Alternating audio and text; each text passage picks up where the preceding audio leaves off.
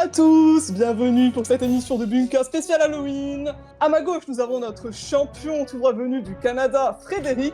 Et à ma droite, nous avons Yarno, habitué des jeux télé, qui vient tenter sa chance avec nous aujourd'hui. Bienvenue dans Bunka.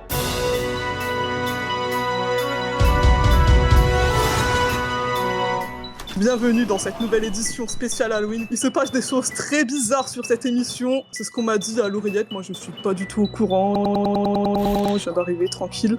Aujourd'hui, on joue avec Frédéric qui va tenter sa deuxième victoire. Bonjour Frédéric, comment te sens-tu, sachant que tu as de la concurrence en face? Bonjour, ouais, c'est comme je vois quelqu'un que j'ai regardé beaucoup il y a très longtemps, donc ça amène un stress. C'est quelqu'un que tu connais bien? Ouais, que je connais de nom. J'ai hâte de voir qu'est-ce que ça va donner.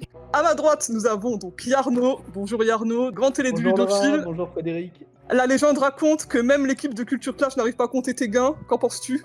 J'ai moi-même pas compté parce que j'ai jamais pris le temps et puis ça m'intéresse pas de compter combien j'ai gagné dans les jeux. J'ai surtout pris beaucoup de plaisir et c'est aussi pour ça que je suis là aujourd'hui. Yarno, tu es également un grand fan de Formule E. Oui, c'est le championnat du monde de monoplace électrique qui est lancé en 2014. Donc on a la 12e saison là qui va démarrer dans les semaines à venir puisqu'on a les essais là début novembre et dans 2 mois on a la première course. Et je n'ai à présent manqué aucune course, soit à la télé, soit en replay. Mon rêve serait de pouvoir assister au moins à une course en vrai. Effectivement, on te le souhaite en tout cas. On espère que l'argent que tu vas gagner sur cette émission va t'aider à payer les billets. Tout ça pour vous dire, messieurs, nous sommes le 26 octobre. Nous savons quelques jours d'avance malheureusement car le calendrier est une fraude cette année. Nous allons jouer avec Halloween, évidemment. Célèbre fête se déroulant le 31 octobre, que vous connaissez sans doute, car vous avez cambriolé probablement quand vous étiez plus jeune des adultes quand vous étiez enfant. Bravo à vous, félicitations. Et sans plus tarder, nous allons commencer avec la question d'estimation. Au Royaume-Uni, combien de tonnes de citrouilles sont jetées chaque année à la fin d'Halloween?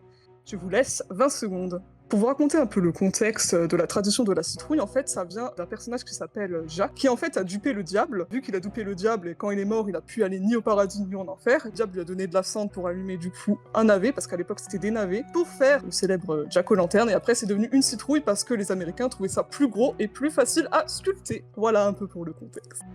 J'ai reçu vos réponses, que Fred nous a répondu 42 tonnes de citrouilles, ce qui est déjà un chiffre assez conséquent. Yarno a été un petit peu plus prudent et nous a répondu 27 tonnes. Figurez-vous que vous êtes très très loin de ce qu'on demandait, on attendait 18 000 tonnes au Royaume-Uni. Donc il faut savoir, la citrouille justement, pas consommée après avoir été sculptée, forcément vu qu'on enlève tout ce qu'il y a à l'intérieur, et que ça représente une énorme source de gaspillage tous les ans. Donc voilà, c'est quand même un enjeu. Voilà pour cette question. Fred, tu vas porter le Joker pour cette magnifique émission d'Halloween que j'espère évidemment forte en émotion et en culture générale. Nous allons jouer tout de suite avec la manche 1. Nous allons jouer aujourd'hui avec Halloween, le 31 octobre et des choses comme ça. Donc voici les thèmes avec lesquels vous allez jouer aujourd'hui. Les créatures effrayantes, les superstitions, ça s'est passé un 31 octobre. Frédéric, c'est toi qui commence cette manche. Sur quoi veux-tu partir? Ça s'est passé un 31 octobre, 2 cases. Ça s'est passé un 31 octobre pour 2 cases. Quel illusionniste d'origine hongroise chanté par Dua Lipa est décédé le 31 octobre 1926? C'est Harry Houdini. Harry Houdini, on va voir en régie. Effectivement, c'est une bonne réponse, qui est célèbre justement pour l'art de l'évasion. Tu remportes donc 2 points. Yarno, c'est à toi de jouer. Qu'est-ce qui te tente? Créatures effrayantes pour 2 cases. Dans ça, de Stephen King, quel est le nom français du clown maléfique? Alors, petite pensée pour tous les coulrophobes, espérant que ce soit pas une question après, c'est Gripsou. Frédéric, est-ce que tu penses que la réponse de Yarno est juste? Ouais, donc c'est clairement je pense que c'est la bonne réponse. On va garder ton Joker bien au chaud pour les prochaines. On va vérifier ça. Oui, c'est très bien. Le nom anglais peut-être, tu l'as? Pennywise. Yes. Donc 2 points, félicitations. Frédéric, c'est à toi pour cette deuxième question que tu vas choisir. Sur quoi vas-tu partir cette fois-ci? On va prendre les superstitions 2 cases. Les superstitions pour 2 cases. À quelle civilisation antique doit-on la croyance selon laquelle casser un miroir porterait malheur pendant 7 ans? Bon, je ne sais pas. Je vais essayer quelque chose. Pourquoi pas les Romains? Les Romains. On va voir ça tout de suite. Effectivement, ce sont les Romains. Il faut savoir que c'était une croyance qui était très répandue dans d'autres civilisations antiques, notamment les Grecs, où le miroir était le reflet de l'âme. Et cette idée de 7 ans de malheur, en fait, c'était vraiment une idée propre aux Romains, où 7 ans correspondait plus ou moins à une durée de vie romaine. Voilà, tu remportes donc 2 points. Félicitations. Yarno, c'est à toi de jouer. Veux-tu élever le niveau à 3 points ou être plus prudent à 1 point? Alors, je vais essayer les superstitions pour 3 cases. Les superstitions pour 3 cases. Au Brésil, quel objet ne doit surtout pas poser au sol pour éviter l'infortune? J'ai envie de tenter un gant. Un gant? Je Est-ce sais que qu'il y tu a une peux nous- superstition comme ça, notamment en Écosse, mais est-ce D'accord. qu'au Brésil, ils ont la même superstition? Frédéric, veux-tu tenter une contre-proposition avec ton joker? Honnêtement, non, j'ai aucune idée. Je vais le garder, peut-être espérer qu'il va se servir plus tard. Très bien. Eh bien, nous allons vérifier cette réponse.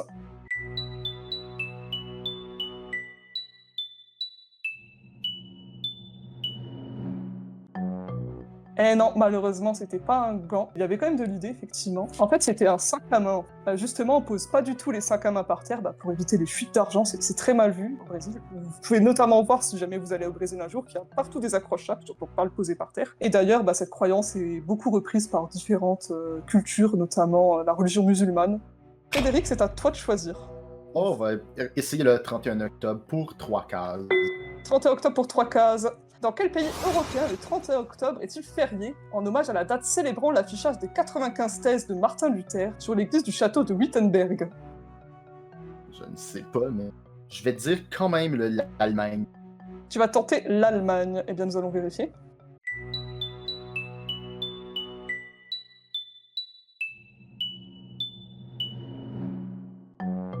Eh non, c'est pas l'Allemagne. Est-ce que Yarno, tu as une idée par hasard? J'aurais dit la Suisse. Non, ce n'est pas la Suisse. Figurez-vous que c'est la Slovénie. Qui dit thèse de Martin Luther dit protestantisme. Même si la Slovénie est un pays à majorité catholique, le protestantisme a une très forte influence dans ce pays, d'où le fait que c'est férié, en hommage culturel. Yarno, c'est à toi de rattraper ton retard. Je suis pas inspiré par les 3 cases qui ont été jouées, donc je vais prendre superstition pour 1 case. Selon la superstition, quel numéro du jour du mois d'un calendrier est réputé porter malheur lorsqu'il tombe un vendredi? On n'est pas le vendredi, mais on est 2 fois 13 aujourd'hui. On est le 26, donc je vais dire 13. Ça se tient. Effectivement, c'est 13. En additionnant Jésus et ses 12 apôtres, ça fait 13. Judas, c'est des trucs pas très glorieux à Jésus, disons, si vous avez lu un peu la Bible. Donc, d'où le fait que le nombre 13 porte malheur. Frédéric, c'est à toi. Veux-tu tenter la dernière créature horrifiante que nous avons à 3 points, ou veux-tu plus jouer la sûreté à 1 point? On va jouer, on est là pour jouer. Créature effrayante. On va donc jouer avec 3 cases. Quel vengeur est associé au folklore japonais a inspiré l'entité présente dans les films The Ring, représentée par une femme aux longs cheveux noirs et au teint pâle? Il y a même des légendes qui disent qu'elle sort d'une télé qui grésille, enfin je sais pas. Je connais juste une affaire au folklore japonais. Je vais dire ça, le kappa. Le kappa. Bah écoutez, on va vérifier ça, effectivement c'est une créature du folklore japonais, mais est-ce le kappa? Ce n'est pas le kappa, qui hante plus les lieux marécageux de mémoire. On cherchait une Onryu. O-N-R-Y-O. Voilà, c'est vraiment une entité, un yokai, qui est un esprit vengeur, qui ne vous veut pas forcément du bien. Je vous recommande pas de faire sa connaissance. Yarno, il te reste 2 questions à 1 point, sur laquelle veux-tu Créatures partir? effrayantes. Créature effrayante, 1 point. Quel vampire légendaire popularisé par Bram Stoker est originaire de Transylvanie? Dracula. Dracula, nous allons vérifier. Effectivement, Dracula, qui a été rédigé en 1897, qui a ensuite été adapté au cinéma, en BD, au théâtre, qui est un véritable mythe, qui a inspiré bon nombre de médias et d'œuvres, évidemment. Suite à cette manche 1, nous sommes sur une égalité parfaite, 4 partout. Sachez que c'est la 10e égalité, que ça promet un match épique en manche 2. Juste avant, Sébastien a un message à vous faire passer, juste là. Pour ne rater aucun épisode de Bunka, laissez un pouce bleu et abonnez-vous à la chaîne. Pour rejoindre notre Discord ou participer à l'émission, toutes les infos sont dans la description. Alors, prêt pour l'aventure ? Tout de suite, nous allons jouer avec la ligne de front, donc un 1 contre 1 qui va s'annoncer épique sur un score tout-terrain, vous avez compris, 4-4, tout ça. Donc je rappelle les règles, nous allons jouer avec des questions de culture générale. La première question de chaque palier qui va augmenter de 6 questions est en rapport avec le thème du jour qui est donc Halloween. Premier à 18 points remporte la partie. C'est parti dans 3, 2, 1, top. Traditionnellement, quel condiment jette-t-on par-dessus, Yarno? Du sel. Par-dessus son épaule pour conjurer le mauvais sort. Effectivement, c'est du sel. Lors du Tour de France, de quelle couleur est le maillot du leader du classement par Fred? Vert. Oui, par point. Effectivement, c'est vert. Quel potage d'origine slave est généralement à base de... Yarno? Le borch. Oui, de betterave. combien de lignes de métro y a-t-il à Bordeaux? Yarno? 2. Non, il n'y en a aucune. Quelle ville du Jura est considérée comme étant la capitale? Saint-Claude, la capitale de la pipe. Effectivement, j'ai même pas besoin de compléter, c'est exceptionnel. Quel mot désigne à la fois un outil de cuisine et un instrument de musique proche du luth? Yarno? La mandoline. La mandoline, effectivement. Nous passons à 2 points sur une question thématique. Quelle créature cannibale du folklore algonquin apparaît dans le jeu vidéo d'horreur? Oui, Arnaud? Bigfoot. Non. D'horreur Until Dawn, c'était le Wendigo. Quel groupe britannique de rock formé par les frères Davis a connu le succès en 1964 avec le titre You Really Got Me? Et Arnaud? Les Kings. Oui, effectivement. À quel sculpteur du 19e siècle doit-on femme piquée par un serpent? Pas de réponse. C'était August Cleisinger. Quel poète latin de l'Antiquité est l'auteur de la locution, du pain et des jeux? Pas de réponse. On va donc passer, c'était Juvénal, recherché. Quel réalisateur canadien a connu un immense succès en 1986 grâce au film La Mouche? Oui, Arnaud? David Cronenberg. Exactement. En géométrie, combien de degrés mesure un angle plat? 180. Effectivement. On passe à 3 points. À quel réalisateur, né le 31 octobre 1978, doit-on le film Taxi 5? Oui, Fred? J'aime. Non. C'est Franck Gastambide.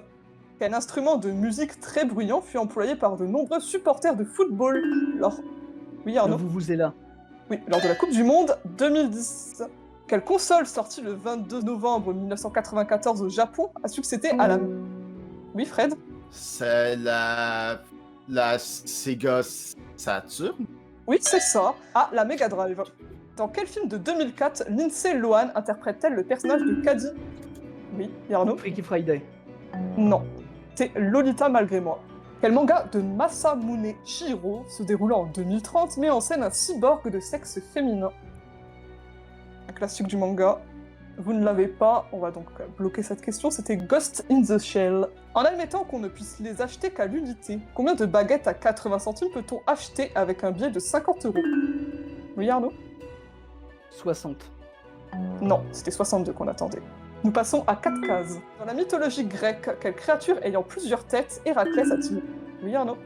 L'hydre de Lerne. Effectivement, a-t-il terrassé lors de son deuxième de ses 12 travaux? Entre 2021 et 2022, quel groupe de rock britannique a réalisé la tournée The Last Domino, réunissant Mike Rutherford et Phil Collins? Oui, Arnaud?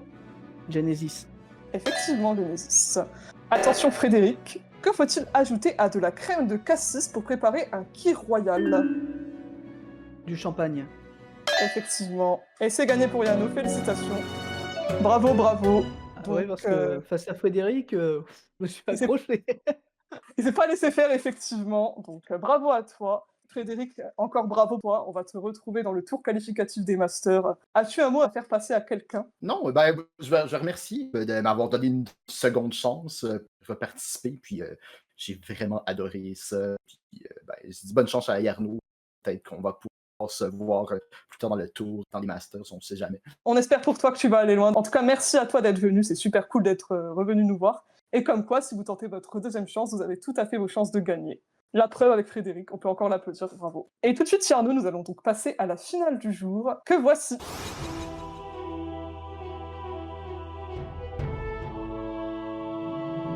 Donc encore bravo Yarno, très belle manche. Je pense que vous avez apprécié la voir chez vous. Donc nous allons jouer avec la finale, tu es donc tout seul face à ces magnifiques 10 cases que tu vas devoir compléter dans quelques secondes. Donc comme toujours, nous allons jouer avec une ville, et exceptionnellement, nous allons faire un petit détour aux États-Unis. C'est Halloween. Je pense que tu as une idée de vers où on va. Pas du tout, là, avec Halloween, je t'avoue que je vois pas où aux États-Unis. Peut-être pour un Simpson à Springfield. Ah non, malheureusement, on a déjà joué avec Springfield et il n'y aura pas de retour. On aura fait un petit détour à Salem. Ça commence pareil, mais c'est pas la même chose, évidemment. Je vais donc vous raconter un peu l'histoire de cette ville et le contexte de cette finale maintenant. Pour fêter Halloween dignement, faisons un détour à Salem aux États-Unis. C'est dans les alentours de la ville que se déroule un célèbre procès pour sorcellerie, où les habitants ne trouvent aucune cause aux maux de jeunes filles mis à part de la magie noire. Les tribunaux condamnent ainsi à la peine capitale 19 personnes. Cet événement continue d'inspirer encore aujourd'hui. Notre finaliste va devoir retrouver ses 10 sorcières de fiction. Alors, prêt à enfourcher vos balais magiques? Pour cette finale, Salem et Halloween font appel à la sorcellerie. Tu vas devoir retrouver ces 10 sorcières de fiction qui n'ont pas fini au bûcher, évidemment. J'en ai qu'une en tête, donc j'espère qu'elle va être dedans et j'espère trouver les autres. Bah on espère pour toi. Est-ce que tu es prêt? Je suis prêt. Donc on commence dans 3, 2, 1. Tu as 70 secondes. Elle a transformé les Ulysse, c'est Circé. La meilleure amie d'Harry Potter, c'est Hermione Granger. Oui. Aurore dans le sommeil profond, Maléfique. Oui, c'est ça. La demi-sœur d'Arthur et la mère de Mordred. Non, je l'ai pas. Les sœurs Halliwell, donc je vais tenter les 3. Prue, Piper, Phoebe. Il y en a une des 3, c'est sûr. Oui, effectivement.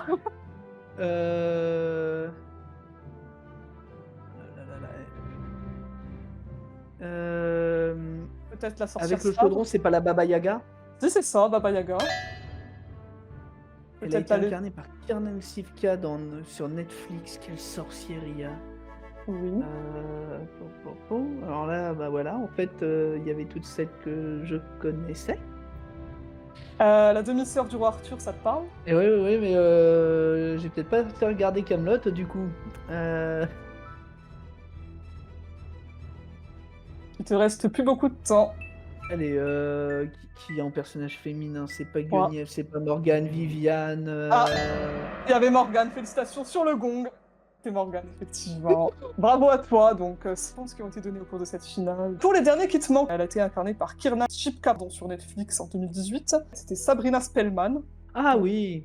Ouais, effectivement. Je connaissais pas le remake, j'avais la version originale. Mais... Donc voilà, en fait c'était un remake. Elle rend verte de jalousie la fée Glinda dans le film Wicked, sorti en 2024. C'est un rapport avec le magicien 12. C'est la méchante sorcière de l'Ouest. On acceptait également Elphaba, qui était son prénom donc dans Wicked. Elle peut être incarnée dans The Witcher 3 Wild Hunt, c'est donc une des protagonistes. Elle s'appelle Ciri. Elle dirige la maison des bains dans le film Le Voyage de Chihiro, donc une sorcière. Et elle s'appelle Yubaba.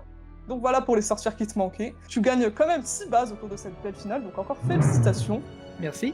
Pour vous à la maison, je vous souhaite évidemment un joyeux Halloween. J'espère que vous allez récolter un max de bonbons. Avec modération évidemment, je vous surveille. Et puis on se retrouve la semaine prochaine pour une prochaine émission de Boomka.